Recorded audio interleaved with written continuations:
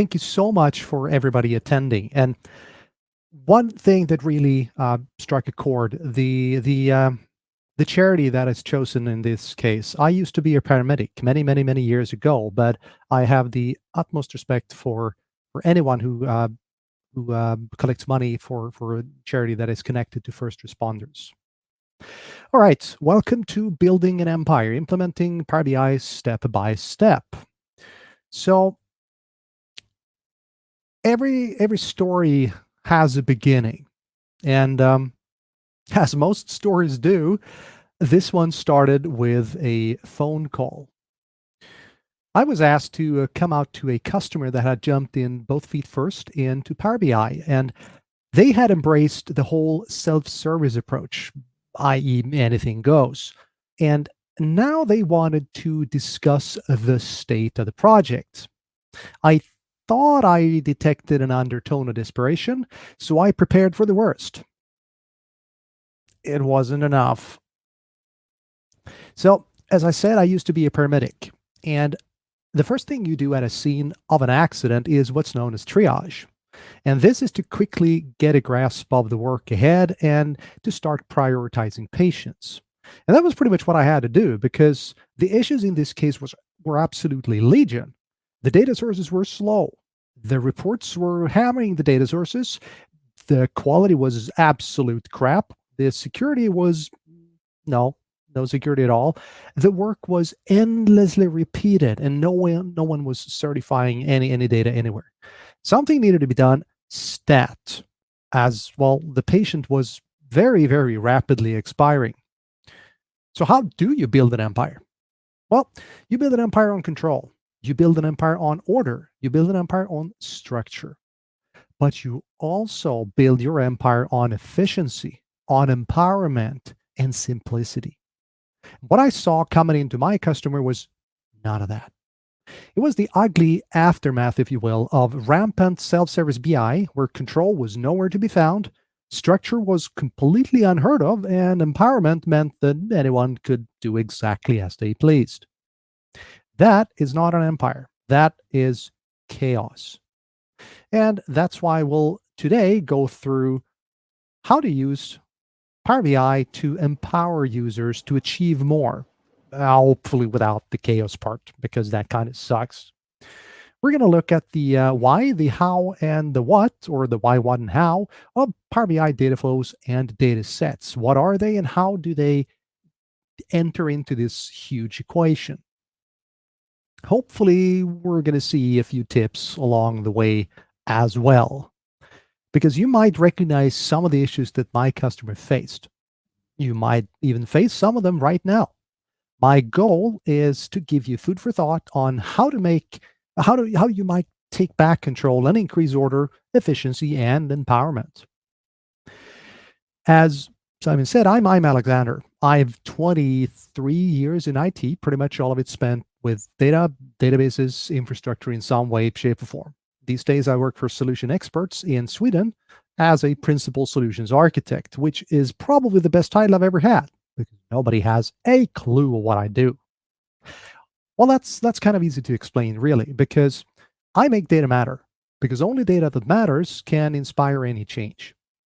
And I do this, or I should say, I used to do this by going all over the world, speaking at conferences, teaching courses, and doing consulting. But as everybody else, since the world ended back in March 2020, I've been stuck inside my home office. I know exactly where my four walls end. I'll tell you that much. I'm one of 7 data platform MVPs in Sweden. I co-host a podcast called the Knee Deep in Tech, and yes, for you who are in my age or older, that is the Doom game logo. And just a small aside, I'm a bit of a Star Wars fan, like a very big Star Wars fan. So yeah, but there will be preciously little Star Wars in this specific session. I have another session that has a lot more Star Wars. So in order to find ourselves on common ground, let's backtrack a bit and make sure that everybody is on the same page, because my customer had this issue. And let's pretend just for a minute that we are the San Francisco Police Department. Just pluck that out of the air. And we want a dashboard that shows the crime rate per police district, and we also want it broken down by category and time. So whenever I click around on my Power BI report, well, it's going to behave like a normal Power BI report, but I can dig into the data and I can visualize whatever I'm seeing. But this didn't happen just automatically, magically. Suddenly, one Tuesday morning, I had this beautiful report. And no, it is not beautiful. Never mind that. So, where did this come from? We started with the data source. Most data starts somewhere. And we brought the data from this data source into Power BI. Unfortunately, it is never just plug and play because some data needs to be tweaked, some data types maybe need to change, some data should be removed, and well, it might not be relevant. And well, you never know what you need to do. And this is done through Power Query or with the language M. And this is generally the domain of the data engineer. All right. When we've done the, as Patrick LeBlanc of Guy in the Cube calls it, massaging of data, we are ready to punch it into Power BI. Because when the data is in a format that we can basically make sense of, it is time to put it into the hands of those who know the data best, the business. And armed with a good data set, it's up to them to create the nice visuals, basically supporting the analytical efforts. Because if it doesn't matter if you have the best data ever, if you can't visualize it, it's useless. So this generally requires a number of competencies, and the primary two being visual communication and the ability to write data analysis expressions, DAX code. So what happens when we do a refresh in Power BI? I want to see updated data, right? So I click the refresh button. What's going to happen is it is going to reach out all the way to the data source, and it is going to grab the data in the data source and pull it, screaming and kicking in some cases, through the data wrangling step, the Power Query step. So all the steps that we have defined in Power Query, well, they get applied, and then we have the data. So you can view the Power Query steps as a recipe, if you will, a number of steps, a number of things you'll do to the data before it becomes cooked for the consumer. So we can instantly see the value of Power BI in this context because we don't need to bug IT. We don't need to learn complex ETL or extract, transform, load systems, and we do not need to wait for results. If only all the data we ever needed was neatly packaged in one file. How amazing wouldn't that be? Yeah, no. So let's look at a slightly more advanced example.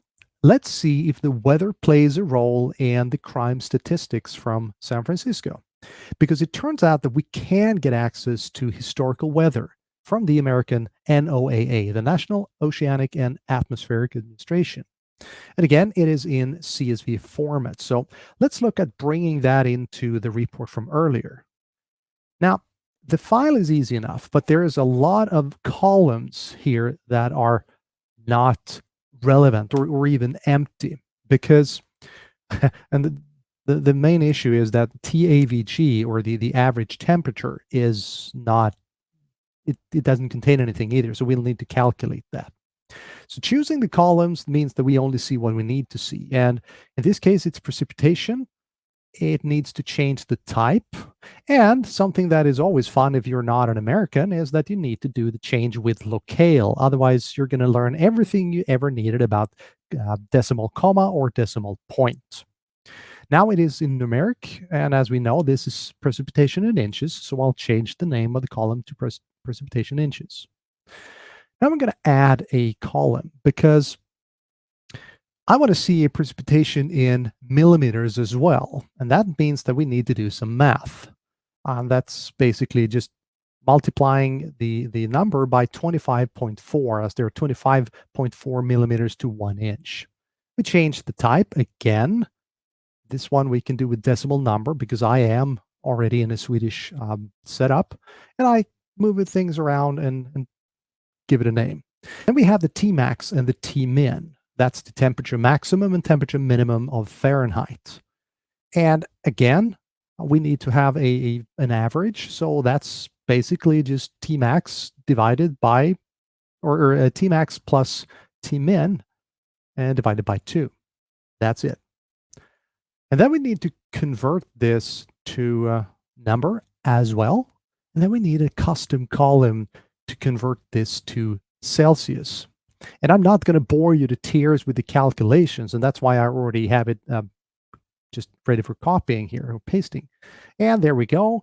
Boom. We now have a column that shows us the numbers in Celsius, because that's what we do over here. We're going to call this the weather data 2016, SF 2016, and voila. We now have what's applicable and available for us to use in Power BI. So let's add this to the report. And we're going to be putting this on the lower right visual because that's already prepared as a combo chart.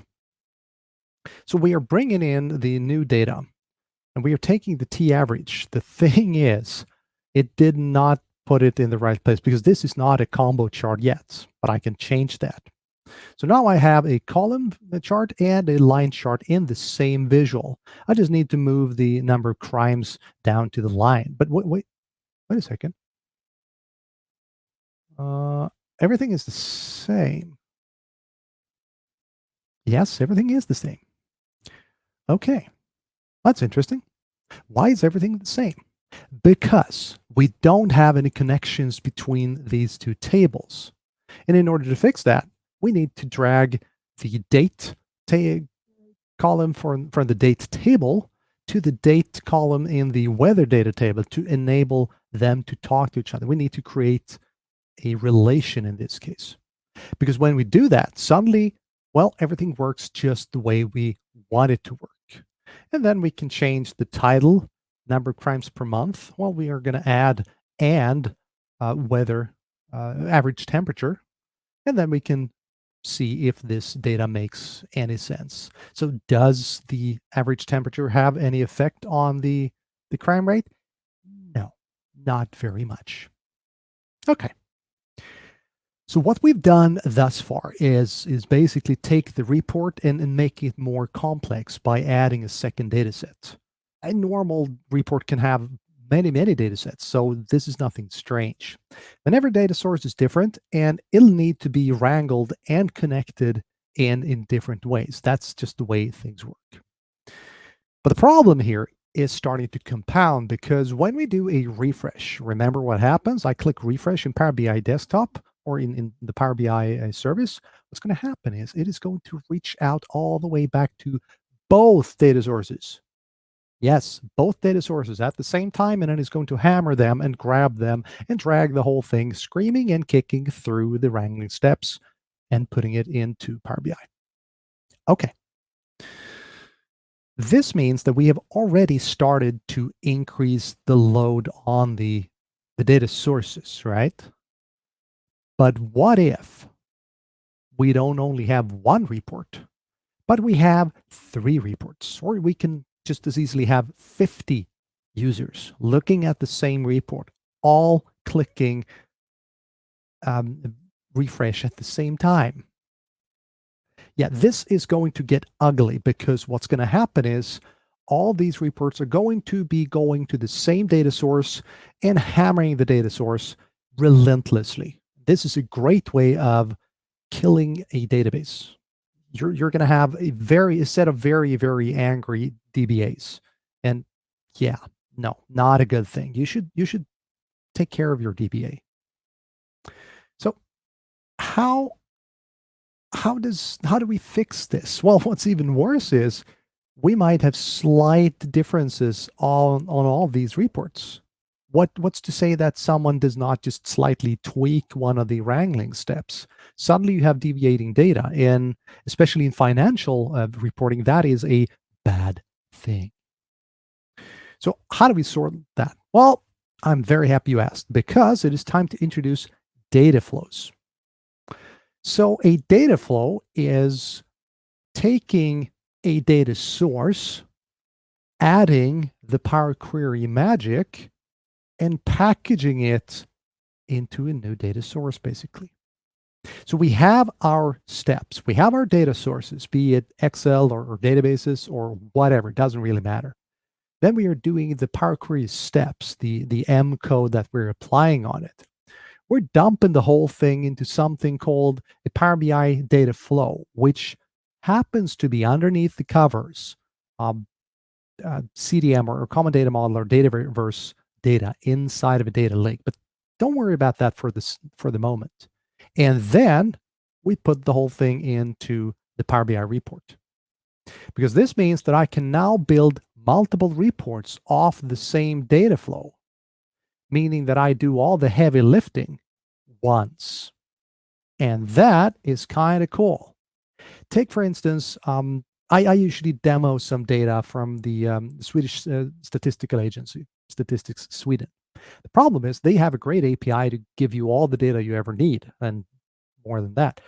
The issue is that you're going to get it in a somewhat weird JSON format. And in order to get it into a format that Power BI can read in an easy manner, I need to do a few steps. And that is, well, it's not hard per se, but it's a lot of work. So if I just do that once and save the whole shebang as a data flow, and then I tell my users, here you have a curated and ready to go data flow. You can connect to that and you don't need to do all the heavy lifting stuff. I already did that and packaged it as a data flow. People go from meh to yay very, very quickly. And that is a better thing than meh. But there is a few gotchas here. One is, let's go back to the whole idea of refresh. If I click refresh in my Power BI desktop or in my service, what's going to happen, you think? Well, we're not going to go back to the original data source because we're going to reach into the data lake.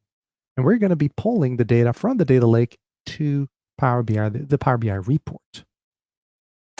And while this even works for all the different reports, you need to do a Power BI data flow refresh. And it's only the data flow refresh that in turn goes to the data sources. But we're going to come back to that in a bit. So why are we doing this in the first place? Because we're going to have several effects. It's all about reusing data. First of all, we take away the risk for deviating data.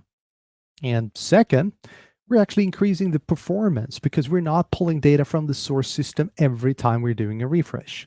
And third, it's easier for users to find usable data sets. Instead of having to scour the internet or hoping to find the data source you're looking for, well, you can use the already curated data sets. And actually, fourth, with incremental refresh, we can also make sure never to pull in more data than has changed. Word of warning about the incremental refresh, it requires premium, but that's not such a bad thing anymore. More of that in a bit.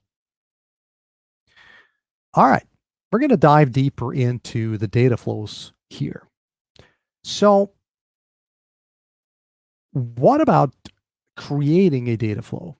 How hard is that? Well, not very. There are a couple of ways of doing it. And again, to paraphrase Patrick from Guy in the Cube, I am not lazy, I am efficient. And I love being efficient because it means that I can spend more time on the things that I want to do, like play with Star Wars stuff or go flying, because I fly gliders as well. So how do you create them? Again, you can either do all the fun work graphically and do all the steps in the Power Query as we did in Power BI Desktop. Nah, that's boring. I don't want to do all the steps again because that's already been done for me. Because this is the M code or the Power Query code. It's the same thing. This is taken from the desktop. So you can just go advanced editor and voila, you have all the M code you ever need. Now you can use this to make the foundation for your data flow because again, data flow is just Power Query online. So what are we looking at? Well, for starters, this line here, this is where we uh, point out the source file. And here we're going to run into an interesting problem because the source file is on my laptop. And that's fine as long as I'm running Power BI desktop on my machine. What happens when I put my data, my reporting in the cloud? Well, it's not going to be able to reach down to my laptop. And I think we're all in agreement that is a good thing.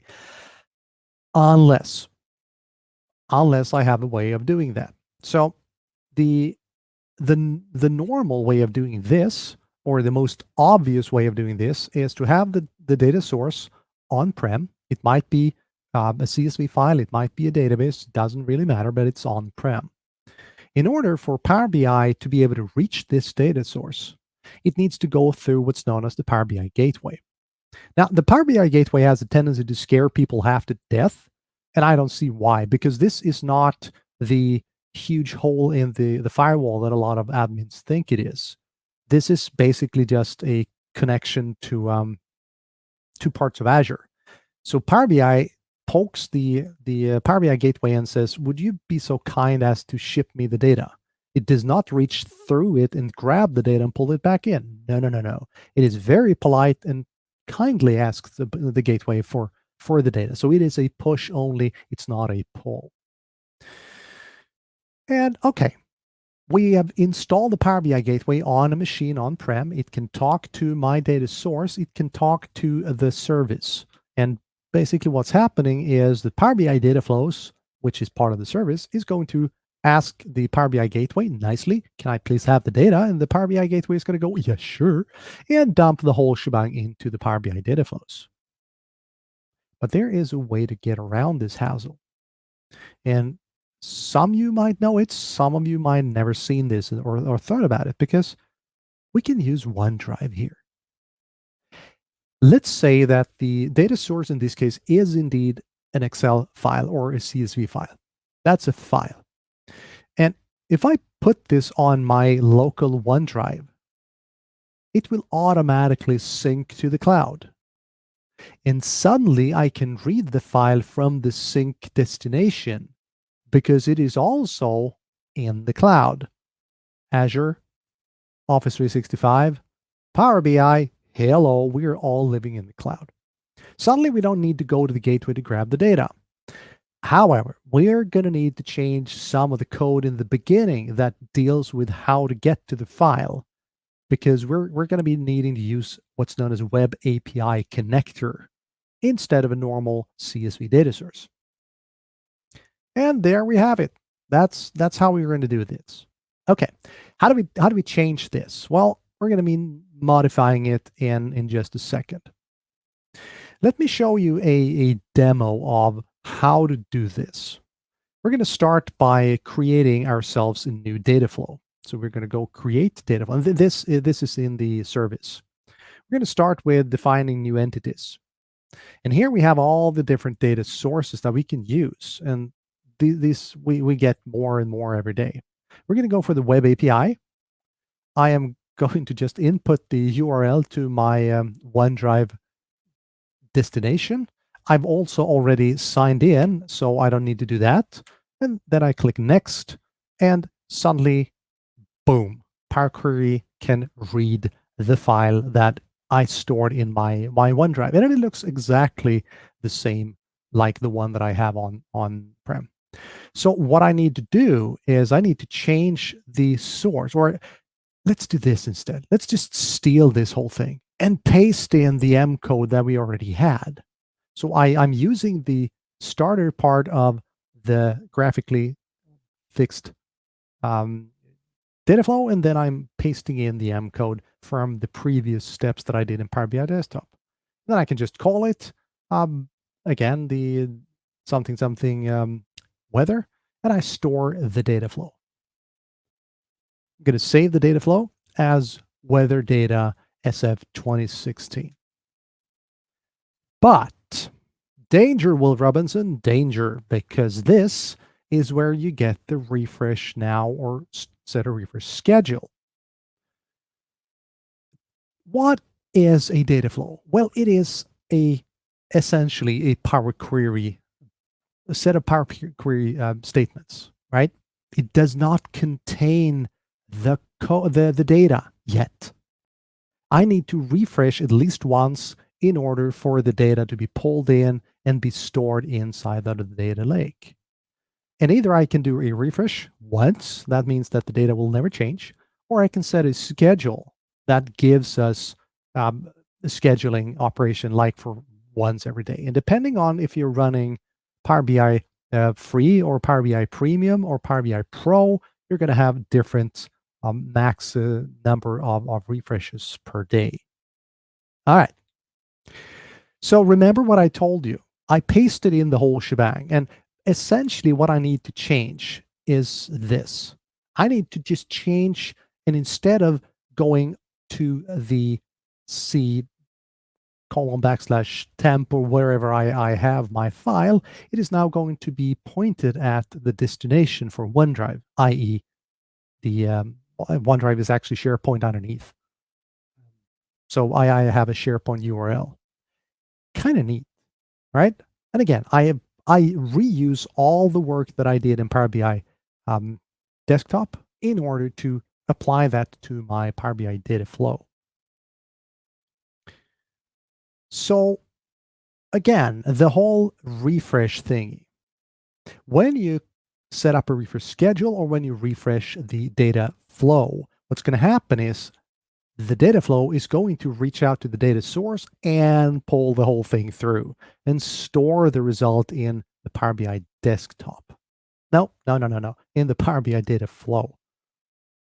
I mean, Power BI D something, and then you can insert so many different words. Yeah. Okay. But there are a few limitations. And some things that you might be used to be able to do in Power BI desktop and the Power Query workbench there is what's known as advanced data flows. Because if you want to do more complex things, such as referencing other entities, then we're at what's known as the computed, the enhanced data engine or the enhanced data flows engine. This is part of Premium. And remember what I told you that Premium, it used to be outside of the grasp of most people because Premium, well, a P1 costs roughly $5,000 a month. And one of the interesting things with working with predominantly European customers is that most of them, they just scream bloody murder when they see the price tag. And go, yeah, no, we're not going to touch that with a 10-foot pole. Now, you can always argue that what you get if you buy your Premium is so many fantastic things. And I totally agree. But $5,000 a month is a huge sum. So what just came out and what will be publicly available on April 2nd, my birthday, that's a heck of a birthday present, is Premium per user. Yes, that means that you can license the Premium functionality, all roughly 90% of it, as a single user thing. So instead of buying the whole shebang for $5,000 a month, you're going to be paying $20 per head. And that is a steal. Holy cow, you're going to be able to do so much fun stuff with Power BI Premium per user. But I get ahead of myself and back to the whole computed entity and linked entity. A computed entity is when you reference things in Power Query. Maybe you want to do an aggregated version of the same query. That's when you reference another query in Power Query. That's a computed entity. You can actually do the heavy lifting inside of the Power BI enhanced compute engine and not tax the data source. That's kind of cool. In the linked entity, well, that means that you're referencing another data flow. So you can kind of make a multi-step data flow, if you will. One data flow that does something, and then you have another data flow that references that, and then you reference that, and so on and so forth. And you also, if you buy Premium per user, or you buy Premium, you get incremental refresh for Power BI data flows, and that is huge. Incremental refresh basically means that you have a high watermark. So if I load, the first load is going to be all the data, let's say 2 billion rows. And then you're going to set up a schedule that says every week or every month or every day, we're just bringing in the new rows. That's incremental refresh. And oh, yeah, that is a lot of fun. And it is super, super fast as opposed to bringing in all the rows of the data set. So let's recap what we've seen so far. It turns out that this is almost the same Power Query code. You can get away with stealing roughly 90% of the Power Query code that you've done in Power BI Desktop. You can just take that and dump it into a Power BI data flow. That's kind of neat. Again, I am not lazy, I am efficient.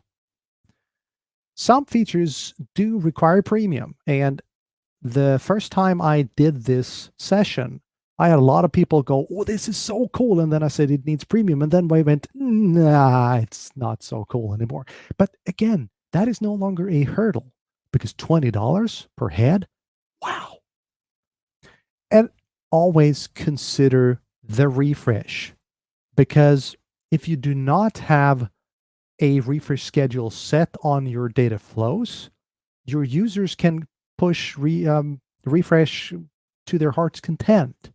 The data is not going to change up in the reports.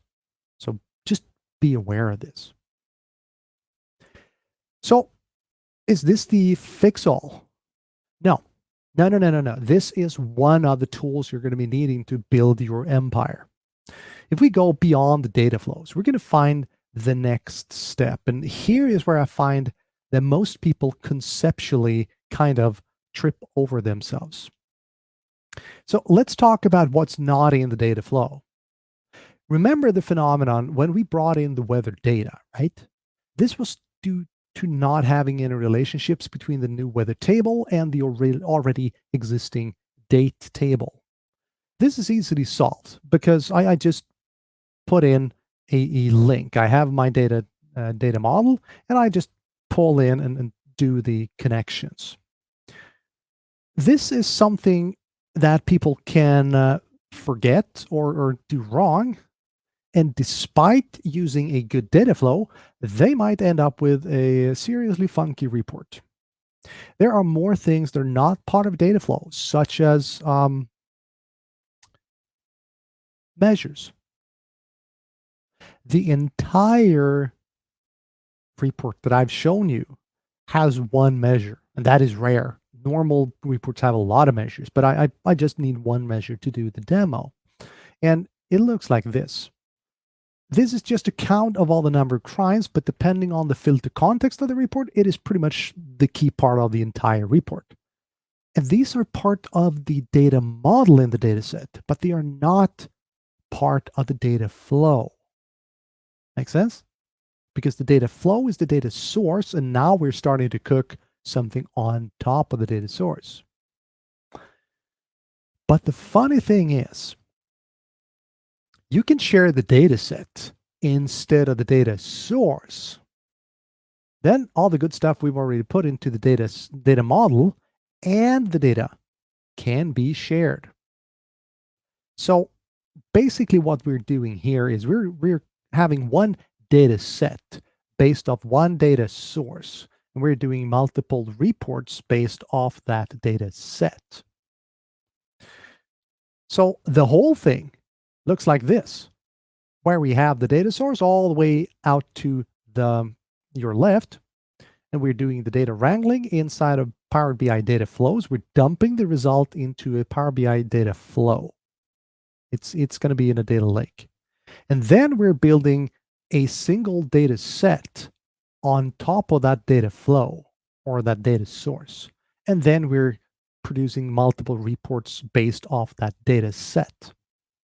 So in essence, what you're going to end up with is a PBIX file with just the connection to the data source and the different tables, such as date tables, such as extra dimensions, measures, whatever you want to have it. That's it. There are no visuals in that file. And then you're creating a PBIX file with no data, unless you want to have them there, but you just connect that to the data set. Now, the very, very cool thing came out very, very recently, and that is the ability to do data sets and add your own data to it. Because previously, this meant that the reports that you made, they were not able to bring in any other data than was already inside of the data set. And yeah, it was nice, but it kind of sucked, because you could not use a data set that somebody else had done and add your own data. Now you can. It's in preview and it has some pretty funky behavior, but it's heralding where we're going, and that will be absolutely fantastic. I can't wait for this feature to get into GA, but definitely do look at it already, because it is a total game changer when it comes to um, bring your own data and any kind of self-service BI. That kind of brings us back to the self-service part of things, because how do you find the right data set? How do you find the right data source? There's a saying here that you're not seeing the forest because of all the trees. And that's kind of where you might find yourself with a lot of data sources and a lot of data sets. You're literally going to drown in them. So there is a way to add an endorsement to both a data flow or a data set. And I highly recommend you to do this. It basically means that I can promote a data source or a data set, data flow or data set, and it is going to be on the top of the list of data flows or the data sets. Or I can certify it. So what does it mean to certify a data source or a data flow or data set? Well, it means absolutely squat. Nothing. It is not. It is a nice tag. That's all there is to it. So you need to add your own methodology behind the certification. You can specify who is able to add a certified label to a data flow or a data set. That's easy, but you need to implement a methodology to certify the data before you add the tag. That's not part of the tool itself. Okay. So to wrap up the whole data flows discussion, we're going to find basically this. So we have the data flows, because the data flows is going to be the data sources, the original data sources, CSV files or databases or whatever it is. And we are bringing this into a data lake through Power Query. We're going to do a number of steps, and then we're going to take the code for these Power Query steps, the cogs, and then we're going to take the data and dump the whole shebang inside of the data lake. Okay. Then we have the data sets, which are based off the data flow. So we have taken reused a lot of the code for the heavy lifting for the data sources, and we put that in the data flow. Then we're taking the data sets and reusing date hierarchies and date tables and all the kind of good stuff that we want to have inside of a data model. Here we also create all the measures, and hopefully we're going to hide all the irrelevant data that is not really usable for the next step. And then we have the cooked and ready data set ready to be handed over to the analyst that is going to do the report. And the thing is, as I told you in the beginning, we have different kinds of people doing this. Back in the old days, there were a lot of different kind of people doing this. For instance, if we go back here, the data flows, that's the ETL stuff. That's the domain of the data engineer. That's a specific skill set, right? Here we have the data analysts for the most part, or the data modelers. All right. And then we have the most of the time the business people. The thing is, you're not going to find that different people these days. It's probably going to be the same people. And especially if you're doing this from a self-service BI perspective, well, people are going to be doing all these steps by themselves. Okay. So how do we move forward? How do we move forward from this? Because we are now looking at an embryo to creating a self-service, a working self-service environment where we do not endlessly just code. We're going to be reusing everything. We're going to have good order and all that stuff that we asked for in the beginning. Well, we can look at one pretty interesting thing. That is the data lake. Because it turns out that all the data flows we've used so far, they're using an internal data lake inside of Power BI. You can't touch that. It's just there. You don't have to worry about it. It's fine as is. And I'm going to go ahead and say that 85% of people are more than happy to just leave it in the Power BI data lake.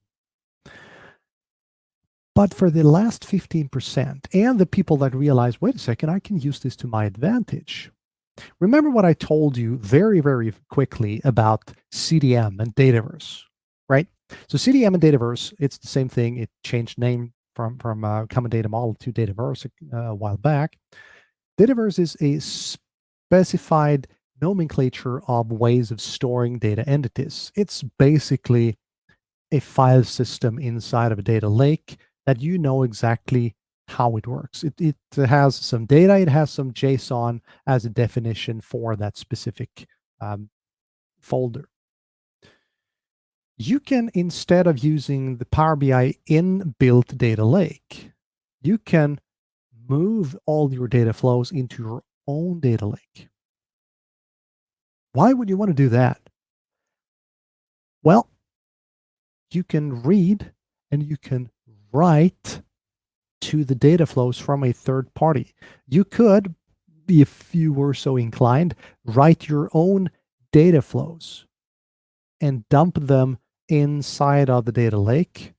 No Power Query or Power BI desktop ever involved. You can do this programmatically and then have it accessible to the next step. And I've seen some pretty nifty ways of doing things because, again, you can programmatically do this. So in one case, as soon as they added a new data source in their environment, they also programmatically created data flows for the different entities automatically. All was done through DevOps. But it also means that I can read the data from the data flow in a third-party tool. Say, for instance, that I want to use an Azure function that goes to the data lake and just picks up the results, the result set, I should say, from a Power BI data flow. Well, I can do that because it is stored in a data lake, my data lake.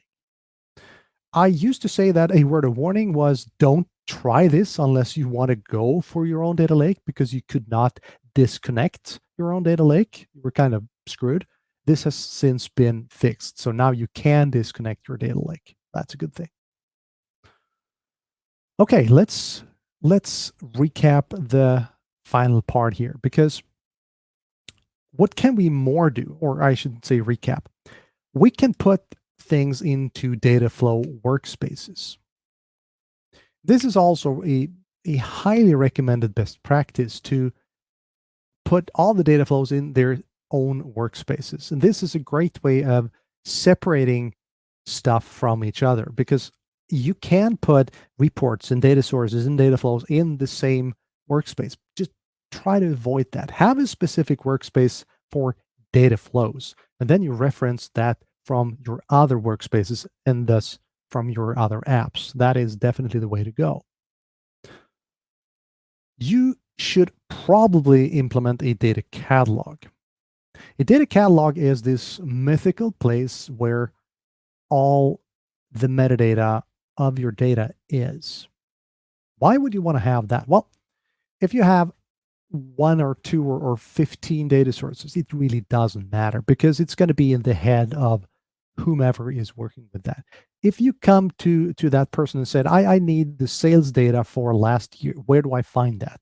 You're going to get a file or a link and just go on your way. But if you have thousands of data sources, that's a whole different kettle of fish. And you might have raw data sources that has just been put in from the source system. You might have different levels of cooked data sources where you look at the changes made from a previous step. How do you figure out where all your data is? That's where data catalog comes into play, and that's where you might want to look at Purview. Purview is in preview, but a word of warning with Purview, look at the pricing. I've had a few friends get burned on Purview. It's a fantastic tool, but be aware that it is not free nor cheap. And then you want to establish a data culture. That is 4 words that are very, very simple to say and so hard to do. A data culture is all about getting people involved. And if you have a proper data culture, then a lot of the issues that my customer from the beginning were facing, they're going to go away. But a culture is something that gets implemented over time. And I highly recommend the blog of Matthew Roche. He's on the Power BI Cat team, Microsoft. He talks a lot about data culture and the necessity for creating a data culture, and also about why you need one, because that's going to be a whole session in and of itself. So to summarize this entire session, order is absolutely necessary. If you just turn people loose on Power BI and go, yes, we now have a self-service BI solution, it is the equivalent of pulling the pin in the grenade. And as the saying goes, when you pull the pin, Mr. Grenade is no longer your friend. And you're going to end up in a ton of issues unless you implement strict order and do so from the beginning. Reuse will increase efficiency. And again, I'm not lazy, I'm efficient. I want to reuse. Not only because I can keep my code in one place, but also I'm prone to making mistakes. And if I reuse code, hopefully I'm reusing debugged code, so I'm not introducing any more mistakes. Yes, that means that if you reuse code that is full of bugs, well, then you have more issues, but that's a whole different story. And empowerment will ensure collaboration. People want to do the right thing. That's just the way people work. But the more limitations you set and the more difficulties you put in their way, the more creative they are going to be to find a way to get to their perceived end goal.